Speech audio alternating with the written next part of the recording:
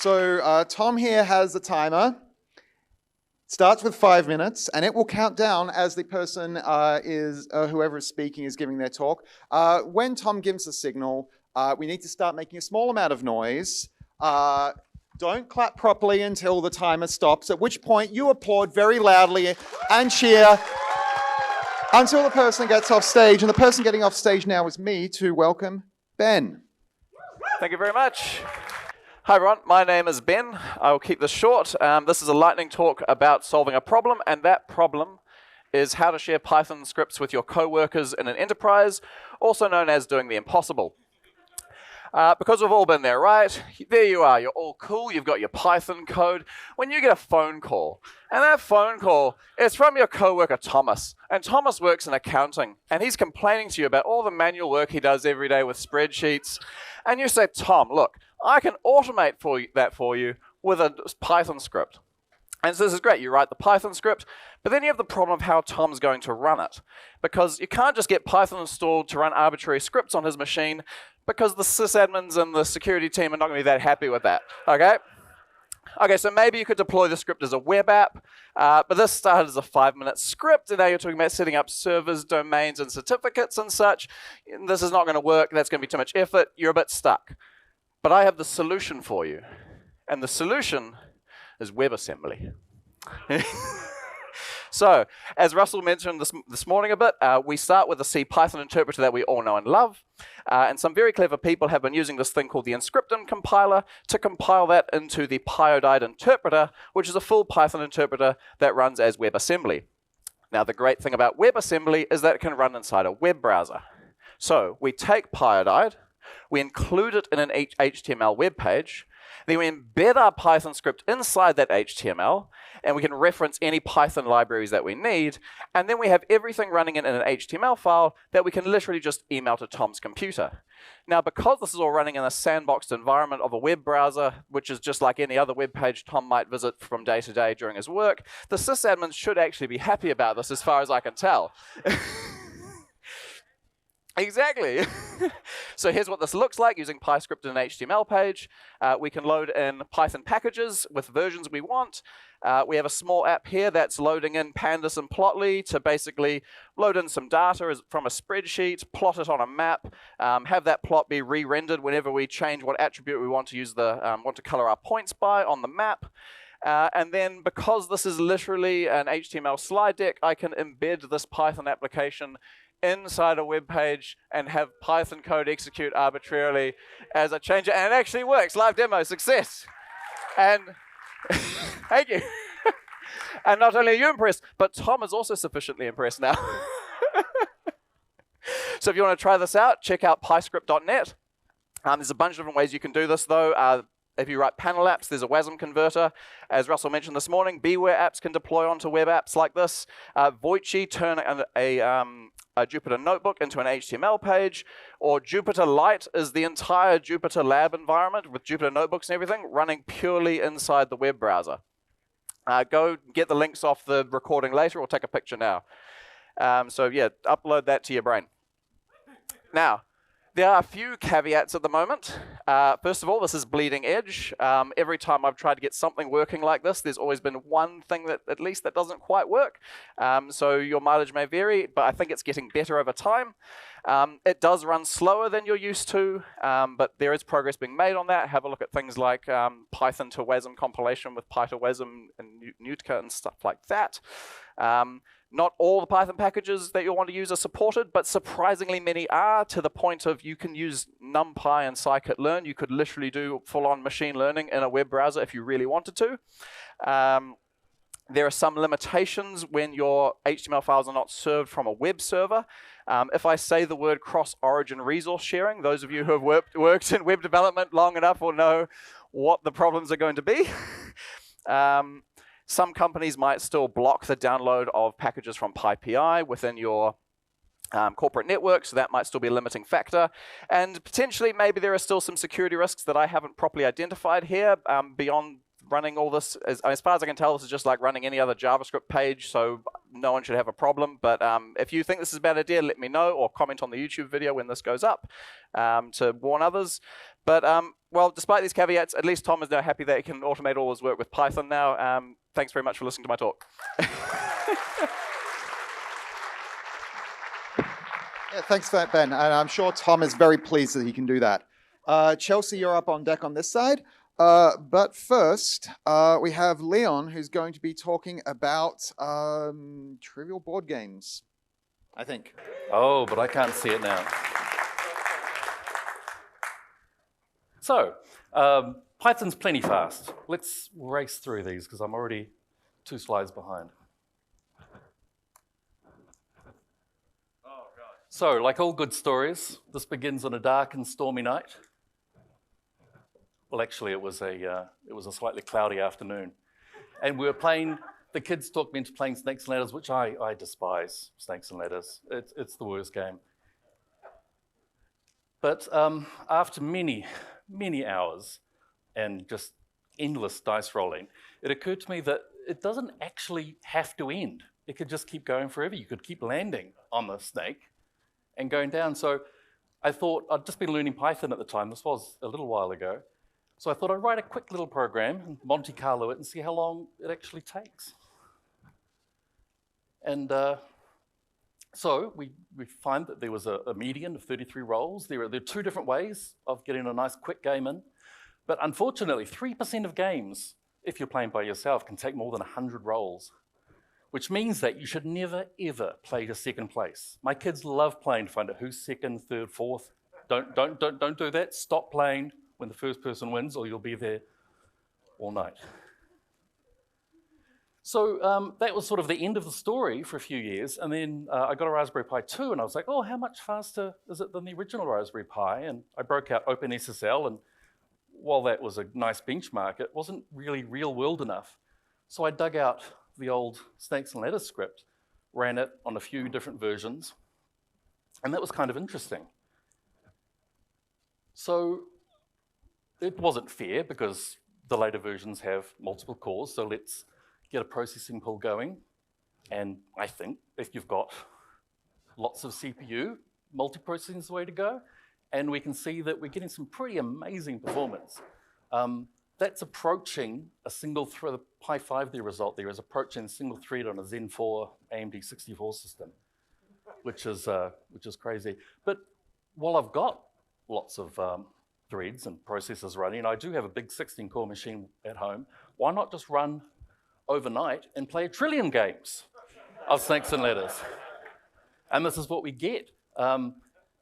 If you're a statistics nerd, you'll note that the mean, median, and mode are all present and are completely useless as the mean, as always. Easy to calculate, not useful. The mode, well, that's kind of interesting, but there's our median, but we have a long tail. And we actually get, out of all those 1 trillion games, we've got one that took 729 rolls to finish. So while we have this very silly benchmark running, why not compile all of the versions of Python there are and compare those? So I compiled these all from source. It's a little bit hard to compile the early versions of 3. If you want to segfault a C program, use unions, is what I recommend. That's what the authors of 3.1, 3.2, and 3.3 did, and Python would segfault every time you built it. I'll be posting something to my website about how I got around that. But the amazing thing here is that Python 3 was a bit of a sluggard at the start, but you can see here we caught up with Python 2.7 and 3.7, and now in 3.12 we're twice as fast as 2.7 was. And the recently released 3.13 release candidate 1 is even more so. These are the aggregate of 10 benchmark. It was about 30 seconds worth each. Those error bars are just sort of one standard deviation. So yeah, very exciting times. I mean, it's a silly benchmark, but it is creating lots of tuples and lists and doing lots of dictionary lookups, which is what we tend to do. So that's the end. I'm going to get to the end. Thanks very much. Thanks, Leon. So if you're wondering whether faster CPython really did make CPython faster, well, I've got a benchmark to see it, and a graph, and we can trust graphs. So, Zachary, Spector, you're up on deck on this side. And Chelsea has insisted on using a handheld microphone, which really can't. You're up on this side.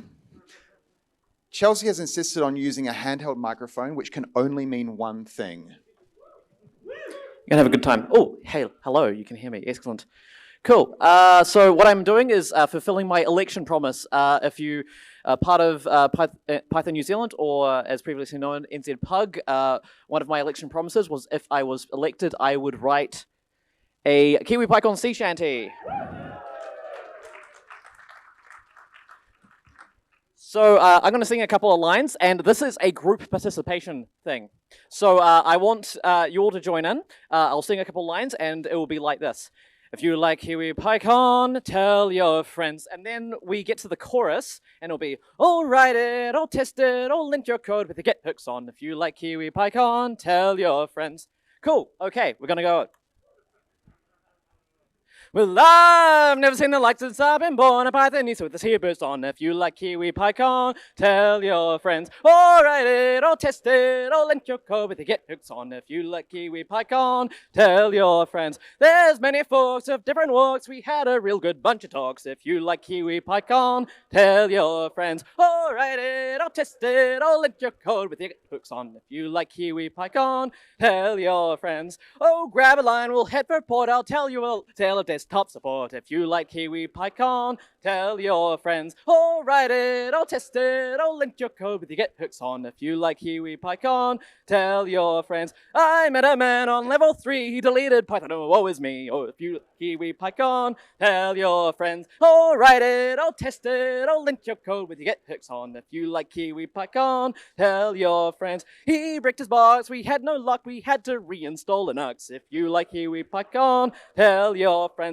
Or write it, or test it, or let you go with your get hooks on. If you like Kiwi PyCon, tell your friends. Well, back to now, there's news for you. If you want more, there's PyCon AU. If you like Kiwi PyCon, tell your friends. Or write it, or test it, or link your code with your get hooks on. If you like Kiwi PyCon, tell your friends. And also I have more to say, you'll have your blast if you go to North Bay. If you like Kiwi PyCon, tell your friends. Or write it, or test it, or link your code with your get hooks on. If you like Kiwi PyCon, tell your friends. And last of all, but not the least, I'll be around at PyCon US. If you like Kiwi PyCon, tell your friends. Or write it, or test it, or link your code with your get hooks on. If you like Kiwi PyCon, tell your friends. Or write it, or test it, or link your code with your get hooks on. If you like Kiwi PyCon, tell your friends. Done. We done here? I'm going to have to tell my friends at EuroPython that they need to convince Chelsea to show up so they can get a song as well. Max Clarke, you're up on this side. But first, good luck, Zach. Thanks. So, in 1992, Maxis released SimLife. Not one of the better known of the Sim series because of how esoteric it was. Made by an actual evolutionary biologist, Ken Karkotsios. This is what it looked like in play. I was obsessed with this as a child. And I thought there would be more games like it by this point, but there weren't, probably because, well, this is...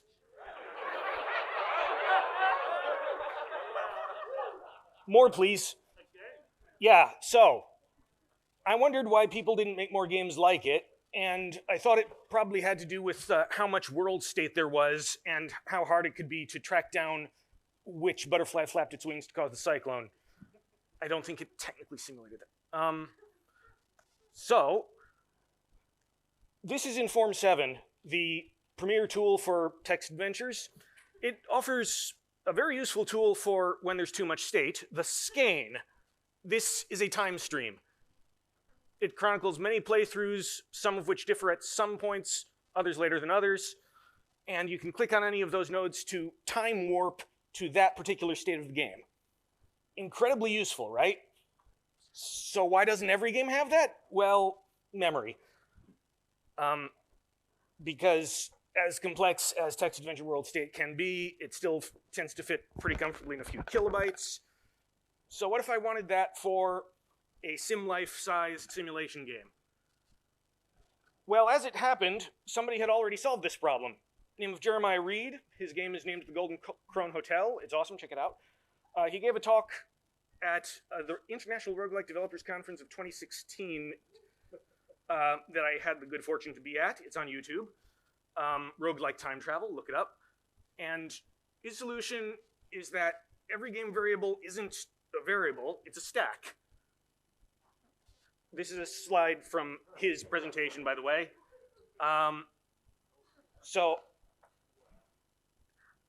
And this can get you a pretty big world state in reasonable amounts of memory. And time travel then means you pop from one end of the stack, basically. There's a slide missing, forget it. So I decided that I wanted that, and I wanted to make it easier to use. So what would an API look like that would be easy to use for game developers? I picked NetworkX, which gives you some standard data structures for expressing graphs, like a nav mesh, like for pathfinding. And within those graphs are, well, in NetworkX, every node and every edge is just a dictionary. Python offers the mutable mapping abstract class that lets you make dictionary-like objects that aren't strictly dictionaries, that do something else under the hood, like pop from a stack. This is what time travel looks like in my engine. You just do it. And getting that to persist to disk and stream in and out of memory took a long time. It's working pretty well in my opinion. It's still alpha software and still doesn't have a full game for it. But if you want to try it, you can check it out on GitHub. Send me email. I will help you. Thank you for your time. I think more people who write tests should have an alleged test in their code, because I've certainly written a lot of alleged tests in my own time.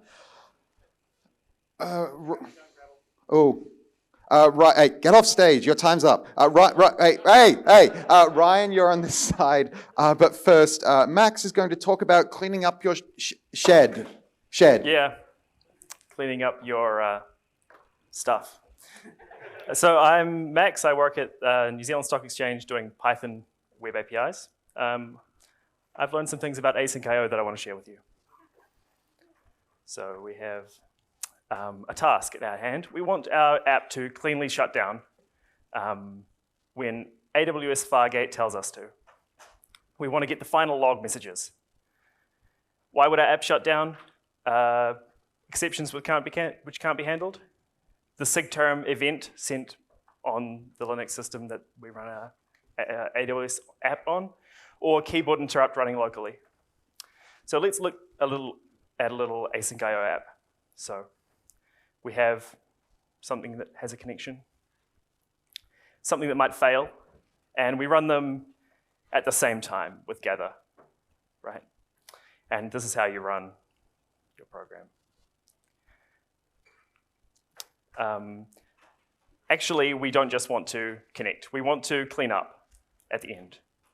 In particular, we might want to write EOF, which closes the socket, sends a TCP message saying, I'm done. But we also have something that still fails. And here, we see that our app shuts down, and it responds to keyboard interrupt, but we don't get sigterm. So we can add that. Here we've got our task, and now I'm actually going to run this one. We can add sigterm handling like this. You get the event loop, and you add a signal handler for sigterm. It calls on signal when it receives it, and here we'll stop the loop.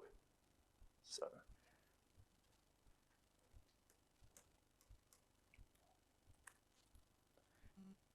it's going to fail. We'll see the exception come out. Does it respond to keyboard interrupt? Yes. Does it respond to sigterm? crashed first. Anyways, so unfortunately our tasks aren't quite that simple. We've actually got this one here that does asynchronous stuff in its cleanup function. So this is something we've actually got. But we've also got this one, which is even worse. Has a really long asynchronous thing in its cleanup function. So we actually have no hope of cleaning this up. We don't expect to see this message, but we're going to do our best. So we would at least want to see task 3's message.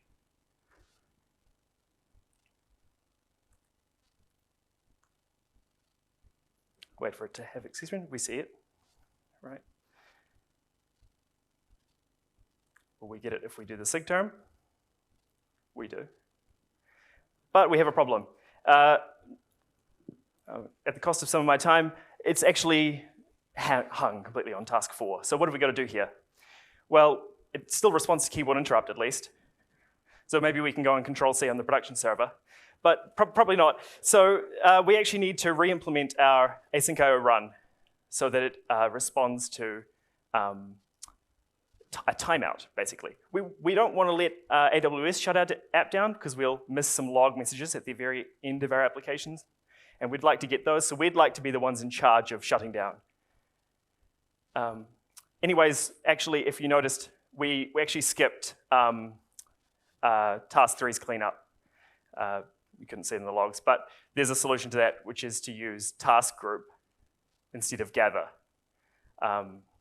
Consider this. It works slightly differently with respect to cancellations. There's another thing we could do, which is handle sigint. Keyboard interrupt is sigint, so we can handle that in the same way as sigterm. Anyways, our final app, to get all of these things, we re-implement async.io run and give it a timeout parameter. And the result of this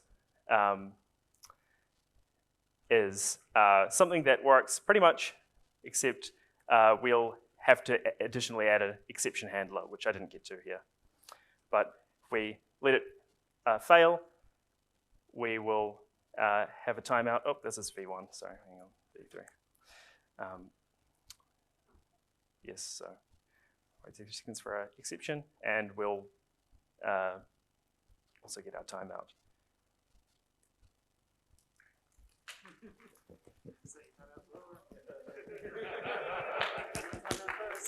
Well, I timed out first, I guess. Thank you. Thank you very much. Okay. Right on 5 minutes. Good. Good. That's how it should be. So, Aditya, you're over on this side. But first, every time I see something to do with public transit in a lightning talks, yeah, exactly. Ryan. And maybe. Need to go on to a different one. All right, well, I'll start, and hopefully the slides will catch up. So my talk was entitled What I Learned and Built at Kiwi PyCon 2024. This is also my thanks to the organizers and the presenters so far, because you guys taught me a bunch of cool things this week that I had a chance to play with. And so I wanted to just highlight it, because I found, you often don't get to see what people do when you teach something. You don't get to see what they built with it. So I wanted to just share a couple quick things from that real quick. So some of my takeaways were I learned Reveal.js. I'd never seen that before. I appreciated Stephanie showing that and a couple of others. I did my first presentation that you cannot see in Reveal.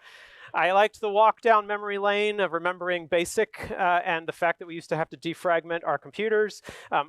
Grant taught me about data classes and some exception handling stuff that I just don't know how I'd missed, and some cool data science stuff this week. I also learned a little bit about Python unit testing capabilities. But probably the biggest thank you I have is to Glenn for the MicroPython stuff on Friday, and I wanted to show the little project that I did walking away from that. I had a really great time messing with MicroPython. I was not new to the Raspberry Pi Pico. For those of you who didn't come, this is a Raspberry Pi Pico right here.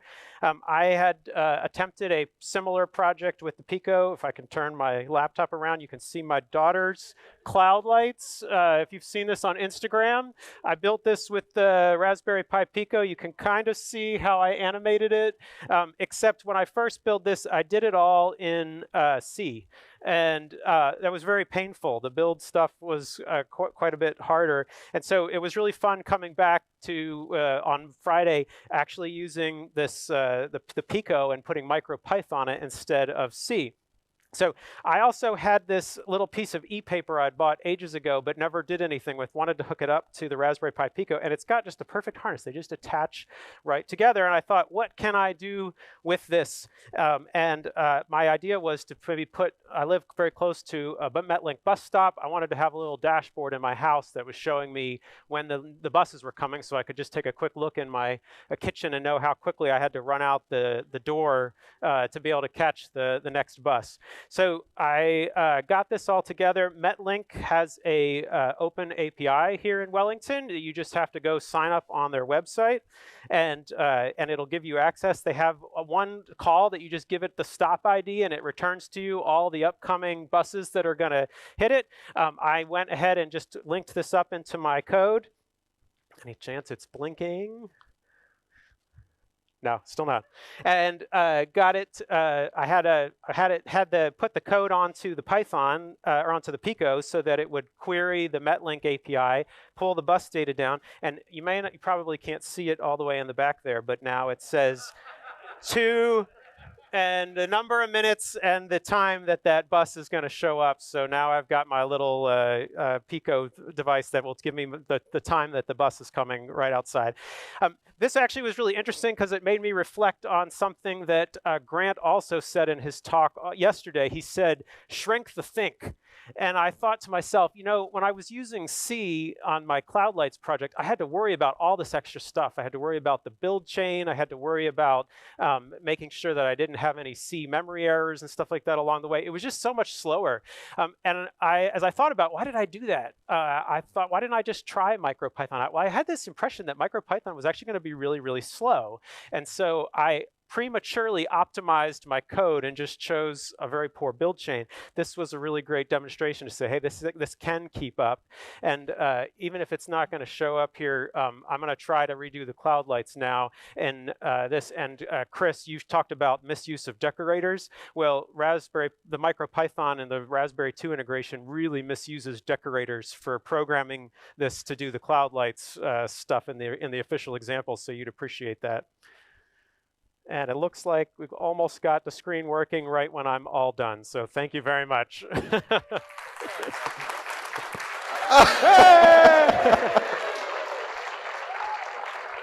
This is how Lightning Talks work here. We always get at least one presenter who spends the entire 5 minutes getting their laptop working. And, thanks for our friends from the AV people. Amazing. Let's see. Misusing decorators to decorate. Yeah. Okay. So let's see. On this side, yeah. Okay. You're welcome. On this side we have Asha, but first Aditya. Yeah. Hello. A warm good afternoon. I'm Aditya Mehra. I'm visiting from USA. I'm basically from India. So my topic is bridging gaps, success for all.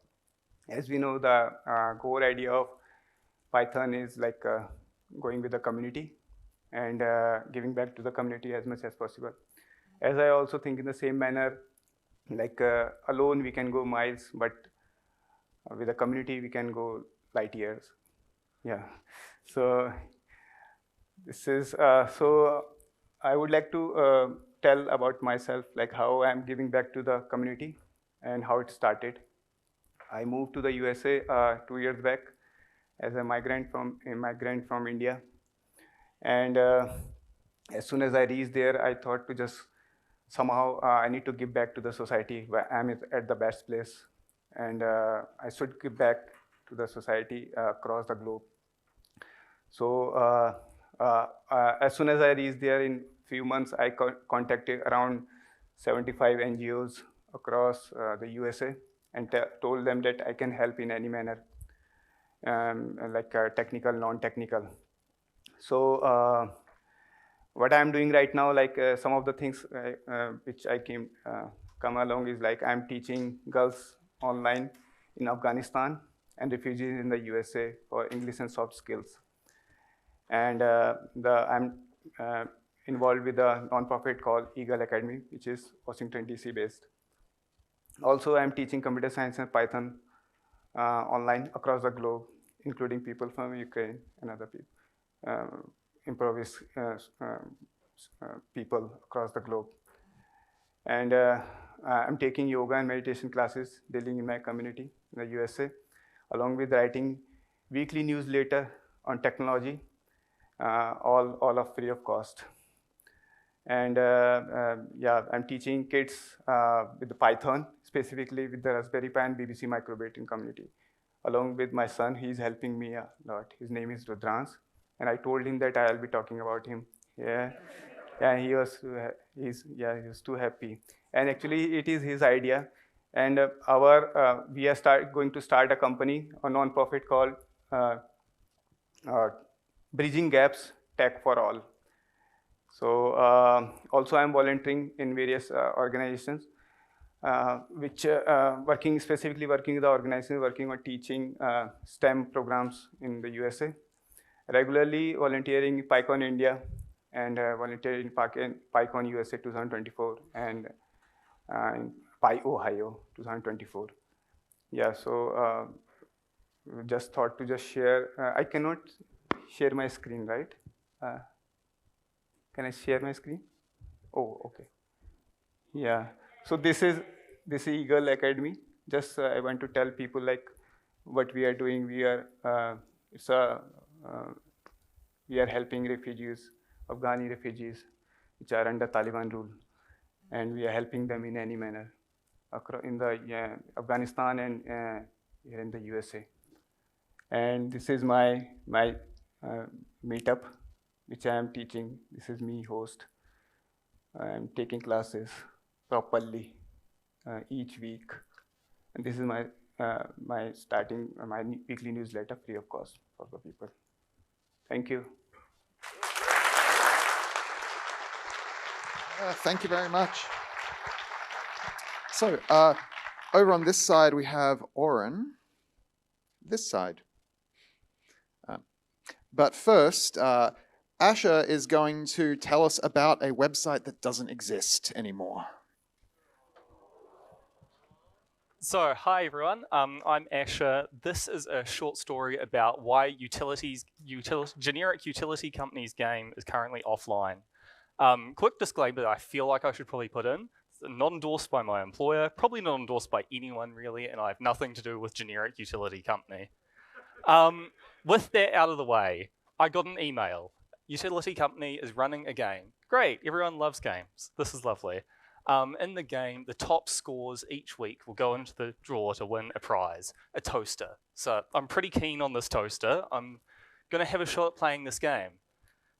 When it comes out, I play the game, I get my score. Great. It's normal, it's an average score, nothing fun. But this is running in my browser. I'm wondering, can I do better than this? This is my browser. Somehow it's telling them a score, right? Like, can I just tell them a different score? How hard can it be? So I open DevTools. When you finish the game, it sends off this request. You'll notice here it's a push to their API. There's some normal looking data in here, like your email, your name. But there's also this weird data parameter. I know that it has to be sending my score somewhere, and I'm gonna guess that that data gibberish is probably my score. So how am I going from my score, which is a nice number, to this gibberish? There we go. Well, once again, I'm opening DevTools, searching for the API endpoint. This is just a string search. I'm doing it in the debugger. Right next to it, there's this helpful function here, conveniently named encode score. It's looking promising. I don't really know what this does, and I don't really care either. All that I know is that I put the number in, and it gives me some gibberish out, and that gibberish seemed to do the trick. So, with gibberish in hand,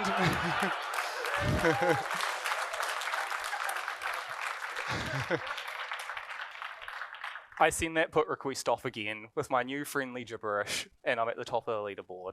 Fun fact, while I'm doing this, I also noticed other people getting their scores suspiciously high and very quickly removed as well. So with this, you might think, cool, I win. I've got a great score.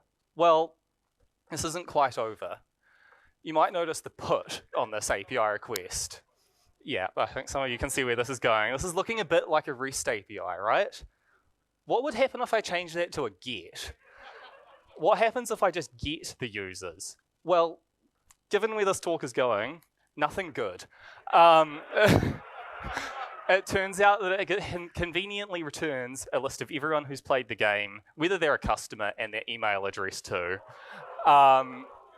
This is the point where I realize I'm in a bit over my head and let this company know. And kudos to them, like, while they didn't have a security contact, their customer support really quickly escalated this to the right team.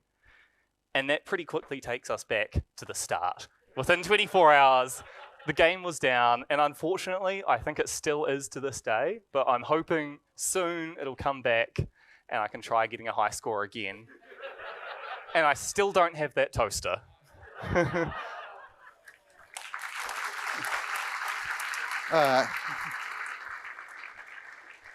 And if anybody does have a spare toaster to donate, Asher will be at the front of the room for the remainder of the Lightning Talk session. Ben Bradshaw, you're on this side. But before that, Bradshaw, we have an Aurynn Shaw. Having mild problems with my computers. Tom? Yes. Okay, sorry. Please hold while I try to figure this out. No, see, it's the wrong way around. I apologize for this. Okay, we'll do it like that. And then, I think it's that. Nope. I deeply apologize for this. Haha! Cool! Could I get restarted? No. Okay, cool.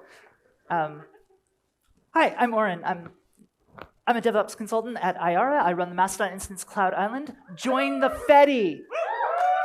This is the first time I've spoken in 5 years. Thank you all for having me. Code examples that you may see have been taken from the website. I'm here because I like cool packages, and I like when people tell me about cool packages. So I want to tell you about cool packages and help you be one of today's 10,000. But I don't have long, so we gotta go fast. So in lexically sorted order, let's look at some packages. Now, do you move forward at 1 second per second? Are you a time traveler? Are you a time traveler using Python? Well, when I'm a time traveler, I use datetime, and time, and calendar, and dateutil, and pytz. That's a lot to remember. And I'm kind of busy being a time traveler, and I don't have space for all that in my head. But in Python, I have an arrow for time. I know, right? And I get to do such amazing tricks with it as this, which makes sense, and it all happens in one place. Do you maintain a library? It's okay, I do too. And I'll give you a hug afterwards if you need it. Do you keep seeing people use from your library import star? Do you now have to manually maintain dunder all? Well, were you at Chris's talk yesterday where you learned about the joy of locality for information like, is this a static class method? Well, then you'll be thrilled to learn about the @public package, which gives you a new decorator, @public. I know, right? Which makes marking if something should be public happen at the definition, not far away and not needing to be maintained separately. You can also do @private, but I didn't tell you that. Do you write command line programs? I do too, and I just can't figure out how to use argparse properly. Fortunately, I can begin and get a new decorator that takes care of argument parsing for me. You can even begins with it today. This should have been at the beginning of the talk, sir. Moving on. Do you write command line programs? I do too, but sometimes I've written too much code and I can't begins again. When I get to that point, there's Click, which exposes so many great decorators for implementing your command line interface. And for complex applications, it really just makes the whole process click. Shout out to Amber Brown for telling me about this one. Do you work with YAML? It's okay, I do too, and it's nothing to be ashamed of. But wait, doesn't PyYAML exist? Do we need a new library? No, I mean false. That's not right. So I've started using ruaml.yaml, which implements the YAML 1.2 spec, which dropped that feature.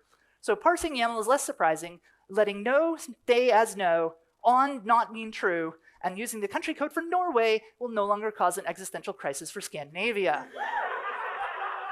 Does PyYAML have the option to use newer YAML specs? I don't know. I didn't look. I have to go faster. Do you parse incoming data into data structures? Maybe from YAML. I do too. It's okay. There's nothing to be ashamed of, and I'll give you a hug afterwards if you need. I've spent a lot of time running software to validate if the incoming data even makes sense, and I've gotten really sad later when I've had to go and maintain that code. And wouldn't it be great if I could write a formal definition for that data? With Schema, I can. And you can too. Join us in the land of formal specifications and an entirely new class of subtle data validation bugs you didn't know you had yet. Do you work with YAML? I do. I true too. And I'll give you a hug afterwards if you need it. But when you do YAML, do you need to know for certain that the file isn't using surprising features before you even get to that sad code that tries to validate the data? Well, last night I learned about strict YAML, a library that removes some of the more exciting YAML features, like the above no. Which is great. And then you get to discover all of the people who used YAML features that you didn't know about. Do you write command line programs? I do too. And arc parses, logging. Logging is great, isn't it? We like logging. It's print. It's just fancy print. But what if it was in colors? Struct log is a library that does print, but it's fancy stuff. But, whatever. It does it in color.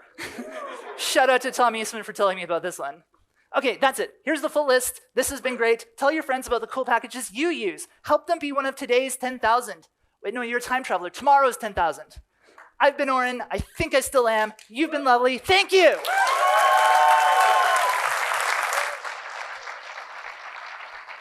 That was a bunch of cool packages in a really cool package. Thank you for your cool package. Right. Yeah, sure. Let's go with that. Right. No, Jonathan Harker, you're up first. Ben, go. There have been so many talks today. They've been like, I don't want to follow that one. That was fun. Thank you, Aurynn. My talk is domain names are not toys. When we are testing and putting data into our dev sites, our prod sites, our example sites, you will probably at some point have used test@example.com. But what is different between these two? Yep. There are a couple of RFCs that define certain domain names on the internet that are safe to use for testing examples and what have you, and some that aren't. One is RFC 6761, which talks about special domain names for this kind of thing. The other one is RFC 2606 that talks about special top-level domains for testing. You can look these up later. I'm not going to run through them all in detail. There's a nice little comment in these RFCs that say, without guidance, a site may set up a local additional unused top-level domains, or indeed any other domain. Later, these TLDs might come into actual use on the global internet, which brings us back, before we go on, a brief message about the Crimes Act. There are two very important sections for this, 249 and 250. Don't access computer systems for things you shouldn't. Brings us back to test@exampleuser.com. I registered exampleuser.com a little while ago. I set up a catch-all mail on it, and so I've been seeing a few emails come through. For example, Amazon App Store live app testing. Chatbots for companies with websites where people are wanting to talk to the salespeople and ask about buying and selling different things. Access to Salesforce. It gets better. Client information updates on systems that may have test or demo data on, but also may not. And production camera systems for monitoring things.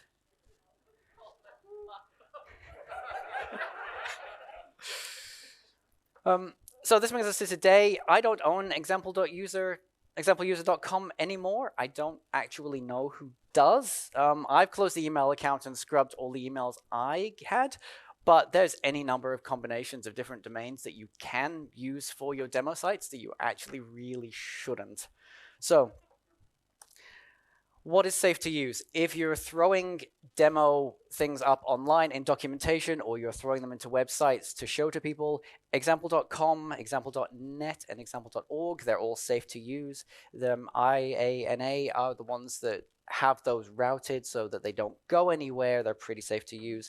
The same with top-level domains, test, example, invalid, and localhost. Those are all pretty safe to use around, but please, if you are using example anything that isn't those, yeah, maybe update where you've been using those. Thanks very much. Thank you. I swear at this point, I'm being more careful with my puns. Thank you for setting a good example, Ben.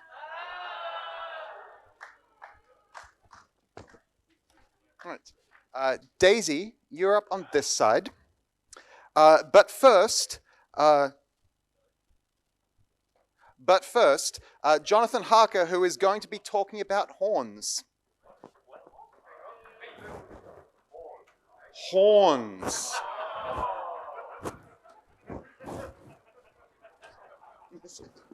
Where's my mouse?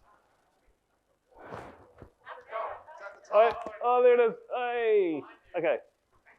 I think my thing has fallen off. I don't know what's going on here. I don't know. Okay. Hi, I'm John. I live in Wellington. So what do I do for a living? I do lots of Python. I do lots of Django and lots of Postgres, and I use it to figure out your payroll is all wrong and you've been paid incorrectly for the last 7 years, and we have to recalculate everything. That's what I do for my job. When I'm not doing that, I play trombone, and I drink wine and a zillion other things. And but I really like documentation. I really like doing documentation. So if you're an open source project out there and you need some documentation, come to talk to me and I'll help with your documentation. So you've probably all heard of Sphinx, but Sphinx is great, but it's kind of old. So I've been using, what's going on? Yeah. So I've been using, I've been using Markdown a lot. That is CSS. So this is a very confusing and unorganized lightning talk. But basically, I'm writing an article about valves that are used on trombones. So when you play a trombone, there's a valve up here that changes the key that the trombone is in. And there is an article, and one day I might even publish it somewhere. And I've been writing it in Markdown. Oh man, this is really annoying because I can't mirror my thing. But, whew. Is it that one? No, this one. What the fuck? That one? All the way. Whoa, over here. Hey, there's my Markdown. Okay, so I'm just writing an article, and then I shove it in Pelican, which is really cool, and it's so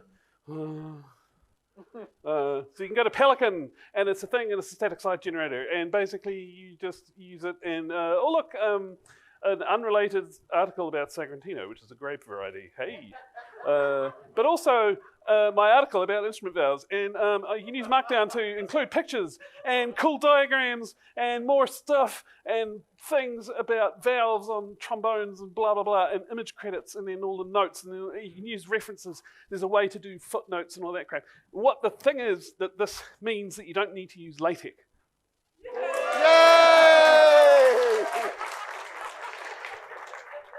So I'm really happy about that because I do not like LaTeX. And so you can write articles about wine. But so there's some things about Markdown. And I also use a wiki, but I got halfway through writing my article in a wiki using MediaWiki syntax, right? And then discovered that this is actually quite tedious. And there's this thing called Pandoc, which means I can get my half-written article in MediaWiki and turn it into Markdown, and then boom, and then I generate this. Now, the other thing I was going to talk about very briefly, which was the other thing in my editor, which is annoyingly not maximized. Oh yeah, there we go. So I just grabbed Pelican. I grabbed a theme, and it's called, what is it? Medius, I think. Yes. And then I basically went, well, Google Fonts can go and jump in the lake. So I'll host my own WAF2 and then set up a font. And then, hey, I want drop caps because drop caps are really cool. And I want, like, I'm a typography nerd, so I'm going to have old style numbers, please. Thank you very much. And I'm going to have ligatures and stuff. And then I'm going to make the first line of the article in small caps. And then when you do that, you just get, you probably maybe didn't notice because I didn't point it out, but right at the top, where the hell's the, yeah, there we are. And you get a nice drop cap.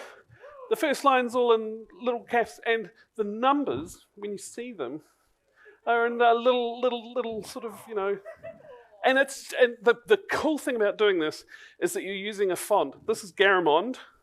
You should all use Garamond or something like it. There's actually loads. But the thing about this font is that it was invented in 1495. It's had 600 years of community support. And it's beautiful. It is beautiful. And one of the things about, like, Russ's talk this morning was amazing. And one of the things he said was documentation and how damn important it is. If your documentation looks really nice, people will read it. And I'm done.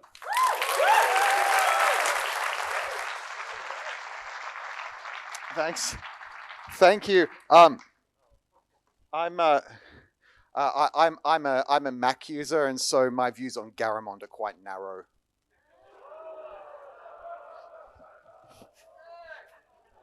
That's one for the font nerd. Hey, be like that. Suzannah, you're up this side. Ready? Hi, I'm basically Brenecki, and I'm here to tell you some stuff about color. That said, I'm not an expert. Some of this may be wrong or incomplete. Color spaces. They are more or less what they say on the tin. They're a space, usually 3D, and colors exist as coordinates within that space. This is the CIE 1931 color space. Specifically, this is the chromaticity diagram, which shows us the X and Y axes, but not luminance. The important thing is that this diagram shows us all of the possible chroma values, and all colors are either brighter or darker versions of what you see here, sort of, probably. RGB colors are also coordinates in a color space. Any color that you can display on a standard computer screen exists somewhere within this cube. But there's a catch, and that leads us to our first falsehood. All colors can be identified by their RGB coordinates. To understand why this is false, we have to take a look at what happens when we plot the RGB color space on our CIE diagram from earlier. It looks like that. The three corners of the triangle are our red, green, and blue light sources, and we can mix them together to produce colors in the triangle. We're missing a bunch of the most vivid saturated colors, especially lots of greens up the top and also the magentas down the bottom. If you've ever converted between RGB, CMYK, and Pantone, you'll have noticed those conversions don't always round trip. This is why. It's also worth mentioning that the projector screen is only capable of rendering the colors inside this triangle, so the first diagram, kind of a lie. Proper full CIE diagram can't be displayed on a computer screen at all. Okay, but some colors can be unambiguously identified by their RGB coordinates, right? Also not true. Last slide wasn't showing you the RGB color space, it was showing you an RGB color space. Specifically, we looked at sRGB, which is supported by most screens. There are others which can support more colors than sRGB can. P3 color space is the second most common. If you have a modern Apple device, a modern flagship smartphone from most manufacturers these days, you probably have a screen that supports P3 color, and you can get more vivid greens and magentas a little bit. If you've ever noticed colors on a HTML page look more washed out than colors you get in Illustrator or Figma or whatever, it's probably because CSS RGB values are interpreted as sRGB, but your design tool is probably set to P3. Same for if you ever noticed your MacBook's built-in screen looks more vivid than your external display, could also just be your external display is a bit crap. Let's talk about HSL. HSL is just RGB translated into a cylinder, so we can talk about colors in terms of their hue, saturation, and lightness. If you've ever used a color picker that looks like this, you're using the HSL color space. So you might think that two colors whose HSL coordinates have the same lightness will be perceived as equally bright, but that's also not true. We can tell this by looking at it. The reason for this is HSL is just a transformation of RGB. It's still a device color space designed around the colors a device can produce. What we want to use is a color space that's designed around human perception of color. This one is OKLCH. It's okay. A color space that's designed so you can slice it up and move around it and it'll behave how you expect with regards to human perception, mostly sort of, that's weird stuff with, I think, blue. Here's an OKLCH color picker. If you look at the chroma picker on the top right, you'll notice that now all the colors appear to be roughly as bright as each other. You also notice the chroma picker is weird and spiky. And the thing that on the last slide I said was a cylinder. Did I say it was a cylinder? It was supposed to be a cylinder. It's not a cylinder. Colors are weird. Don't have time to discuss why. Rapid fire time. This one's about the web and the idea that Safari is always a laggard when it comes to implementing new web features. In reality, when it comes to color and typography, Safari is way ahead of the pack. All of the stuff I just talked about, you can use on the web right now. This now works in all modern evergreen browsers, but the ability to use display P3 colors and using this syntax at the top was in Safari for 6 years before it became available in Chrome. Another falsehood is that all fully saturated colors can be created with a single wavelength of light. This is just fun. See the blue around the edge? Blue numbers around the edge, those are wavelengths of light. Notice how there's no numbers along the bottom. That's because in order to create those colors, you have to simulate the red and blue cones in your eye without also simulating the green one. The only way to do that is to mix at least 2 wavelengths of light together. This line of fully saturated non-spectral colors is called the line of purples. Another falsehood, there's 6 or 7 or 8 different colors. Color is a continuum. How we divide that color up for the purposes of naming color is subjective and cultural. The number of basic color names in English has varied over time. Some languages consider green and blue to be shades of the same color. English generally regards pink as its own color, but Danish considers it either a shade of purple or red, which is why, according to the official color names, there are no pink Lego bricks. Another falsehood is the idea that white is not a color. This is more of a falsehood that annoying pedants believe and love to insert into conversations to make themselves sound smart without adding anything of value. It's said that white is not a color by the combination of all colors, but by that logic, the only real colors are the spectral colors around the edge. Congratulations, you've devised a nomenclature in which purple is also not a color, nor is anything that's not at the very edge of the diagram. Besides, while you can mix all wavelengths of visible light and get white, you can also get white by mixing a few with 2 wavelengths. I don't think there is a coherent, general, non-tautological definition of color that excludes white, but does not exclude other things that most people would consider to be a color, like purple or magenta. There are a lot of things that I have left out because color is a big topic. I am by no means an expert, and there are lots of things I either didn't have time for or want to learn more about myself. You don't have time to read this. This is an Easter egg for the recording. That's it for me. If you want to talk more about color, you can find me on the Fediverse, on Aurynn's server, or you can just look around for the one with highly saturated but non-spectral highlights on her hair. Thank you.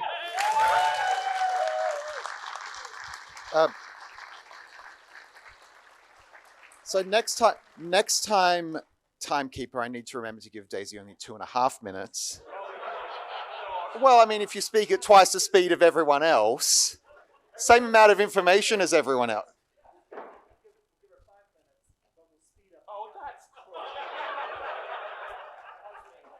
I mean, that's just our grey humorless and corporate lightning talk hosting. Katie, you're up this side, but first, Suzannah. Doing the whole technical Good luck with that. thing for a moment. Start. Otherwise, we're going to be experimenting with let's have no notes and just do the slides, which can work too. How do I exit presenter mode? Sure, we're doing it like this now. Okay, I had notes, but I will conveniently forget that I had them. So about 6 months ago, my team did a bit of a restructure, and we were doing a lot more stuff related to databases and performance. When I started at Kraken, I didn't actually know what a database index was, even though the interviewers did fish out the answer a little bit. So I thought that my solution to this would be to read a book. So the Postgres 14 internals book has a number of interesting quirks about Postgres mentioned in there. I learnt about indexes and query plans for the first time. So it turns out there's these magical words, explain and analyze. You stick them in front of your SQL query when you're executing it, and it tells you how things work. So we've got a few things that I learnt about: sequential scans and index scans. So sequential scans, you're looking through everything. That's useful if you are getting everything. Index scan, say you've got a filter term, so you only want to get things where the amount's more than 1 million. It's going to be a bit inefficient and take a while if you're searching through everything. Indexes are a way to shortcut that. So I had a feature which I implemented earlier on when my team was not the performance team. So we had a bit of a feature change. We have a box. Previously, we're searching for exact matches, and we want to search for something where it's a contains instead. We're using Django ORM, so this is a pretty simple change, right? We change it from being an exact match to being __ contains. I didn't know how to implement the index, so I just looked at someone else's, which had, control F _ like. Let's see what someone else's index was, stick it in there. Did that, forgot about it. So using what I learned now with, sticking explain analyze at the front, we output the thing, and we found out that it was actually searching the entire database to try and find a match, not using this index that we had added. Why?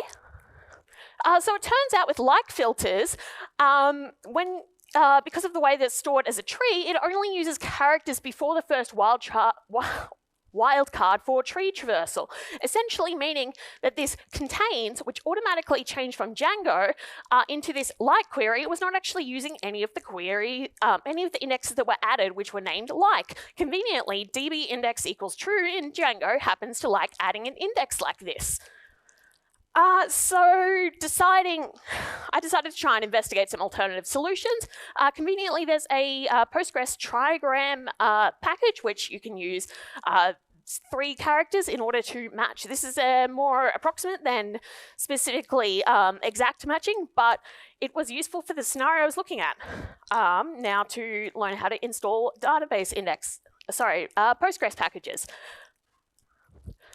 We've got an extension installed now. So we have added our new extension as a trigram index instead. Before, we had seek scan, we had a high cost. After, we have a significantly lower cost, and we're using our index. Hooray! We have new requirements. We now need to make it case insensitive.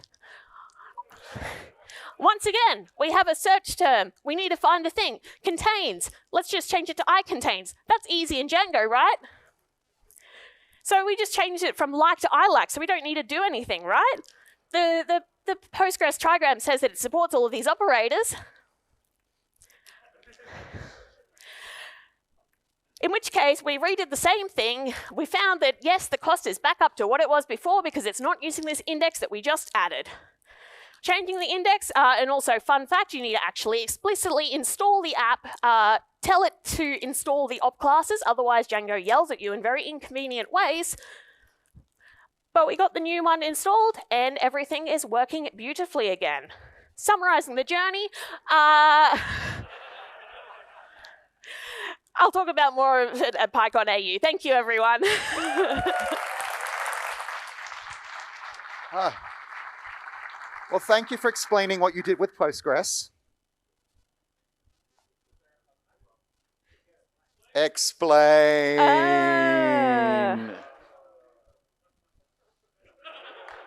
Okay. Adrian, you're up on this side. And now, with stories to tell, it's Katie. Hello, and welcome to the story. Today's story is called The Guide to Containers.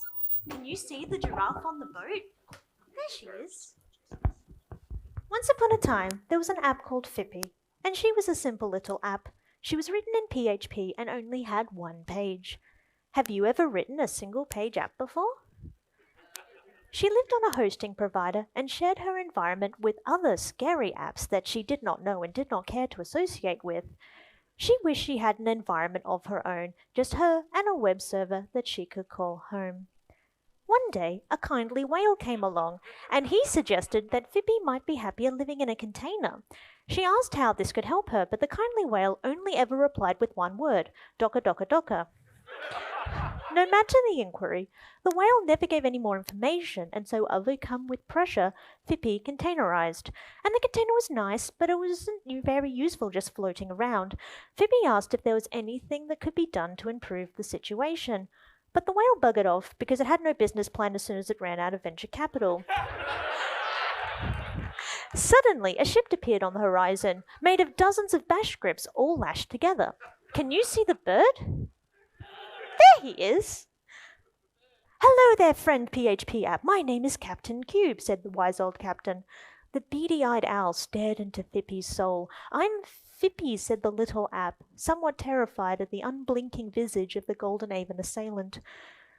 Pleasure to make your acquaintance, said the captain, as he slapped a name tag on her smothered enamel.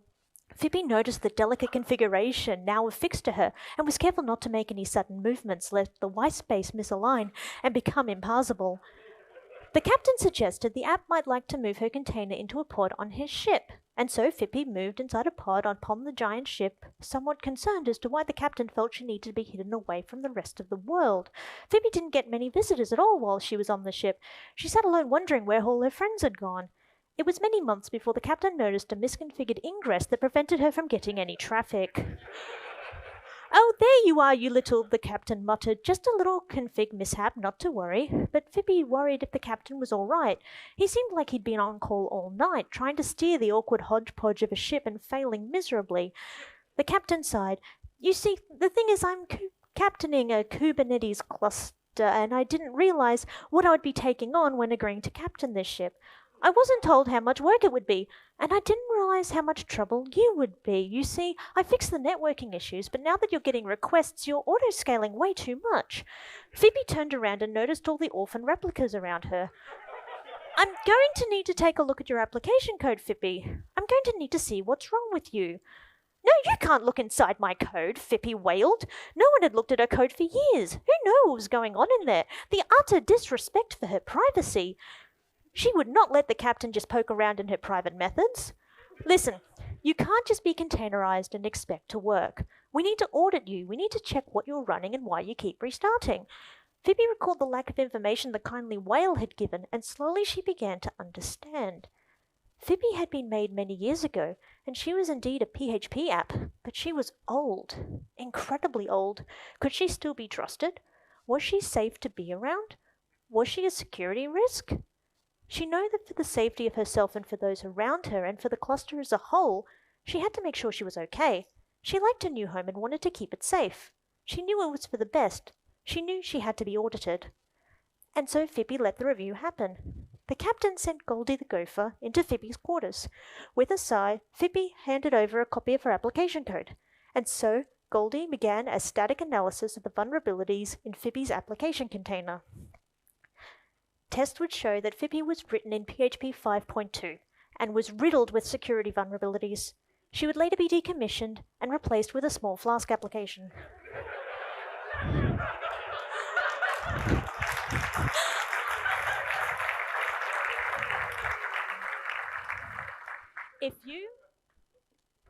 Can I continue? Thank you. If you or someone that you know has a containerized legacy application, talk to your system administrator about static analysis today. And that's the end of the story.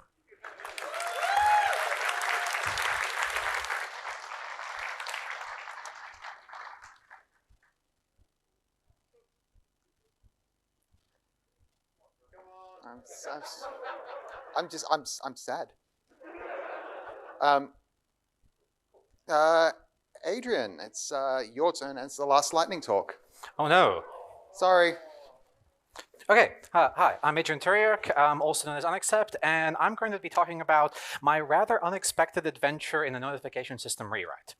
Our story starts when I was interviewing for a role at VRChat. For those that don't know, VRChat is a virtual reality-focused social platform. It's pretty cool. You don't have to have VR to use it. I've been using it for a while, and I was a user before I interviewed. So when I was interviewing, I made a second account, and I wanted to test a few things out. And I noticed that while I was, when I made a new account, I got a message from another user welcoming me to the platform.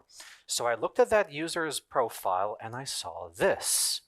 And I thought, that makes sense, I guess. So I took a note and moved on and thought, maybe I'll bring that up during an interview. Maybe it might be funny. Maybe I'll make a joke about it.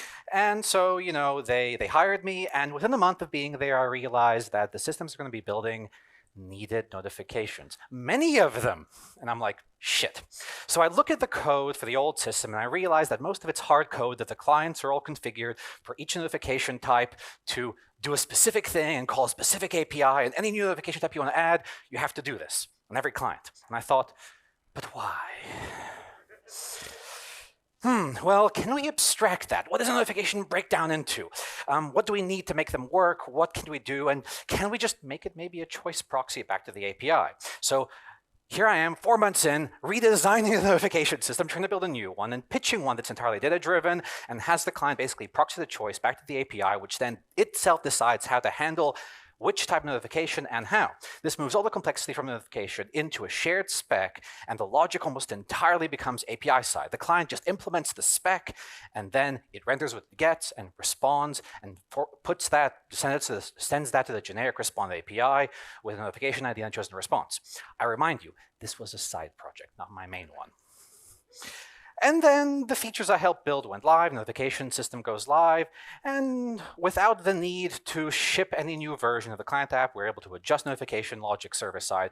And we end up finding a UX bug because this is a little unclear. So within 3 hours of this going live, I've changed the API code, changed the content, and now in the client without the ship, we now have a new little icon that people can click.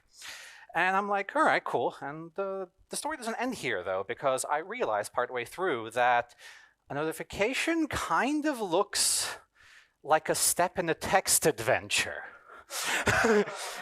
So I take the obvious logical step and I think about it for a bit. And as an engineer, I decide that the correct thing to do is to do it. And I build an adventure system entirely delivered to notifications, only using the spec without any client code necessary. And it works.